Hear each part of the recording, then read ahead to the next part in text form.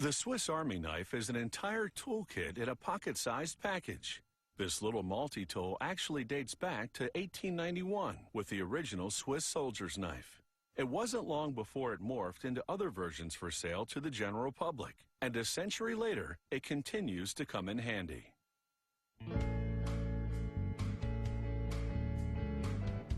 Lost in the wilderness?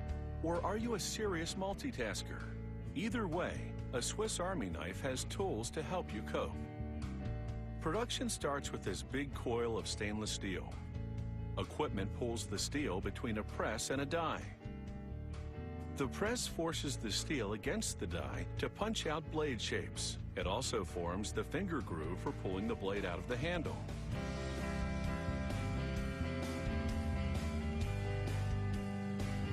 They mass-produce parts like can openers and pliers using the same technique. They load the blades into a vibrating mix of ceramic stones and water. The friction polishes the steel. A little powder keeps the parts from sticking together. After several hours, they activate a powerful magnet to extract the parts from the vibrating mass. The process has smoothed the blades significantly, but the metal is weak and dull. So a worker arranges the blades on a mesh conveyor, which goes into an oven that exposes them to intense heat. A quick cool-down follows, which toughens the steel considerably. The hardened blades now ride a carousel into a grinding station, which slims and trims them. That green liquid keeps them cool during this process.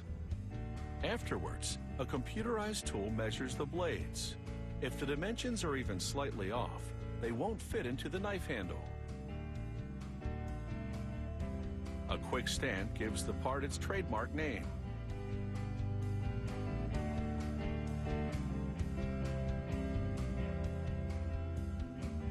To build the Swiss Army knife, they slide everything onto brass rivets, beginning with an aluminum spacer.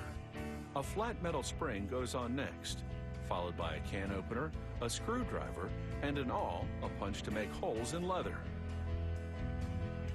They stack another spacer and spring on top. They tamp it down and then slide a multi-purpose hook and a pair of scissors onto the rivets. Another divider, another spring, and then they add a wood saw to this multi-tool sandwich, because you never know when you might need one. They press fit the main blade, a corkscrew, and a smaller blade onto the assembly. One final spacer, and then they secure the rivets with attachments called bushings. Incredibly, they've packed 9 tools into a bundle that's just under an inch thick. They chop off the tops of the rivets to make them flush with the bushings, and then this spinning tool flattens them.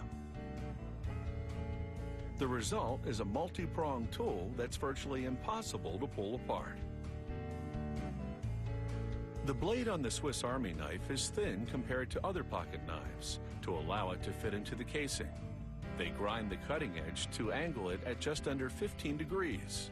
This makes it razor sharp, ensuring there won't be many dull moments in this blade's lifetime. They measure the angled edge with a laser to verify that it's on the mark.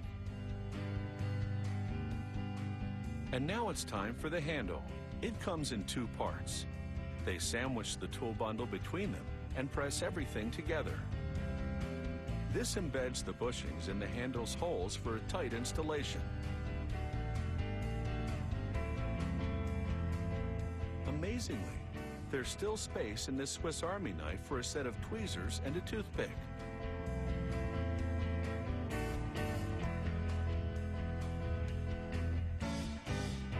Finally, they inspect every tool to confirm that it's in perfect condition and that it springs out of the handle as it's designed to.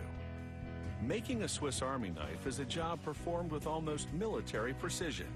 There's no room for error when it comes to packing all these tools into a pocket-sized unit. And once they do, this multi-tool is ready to spring into action.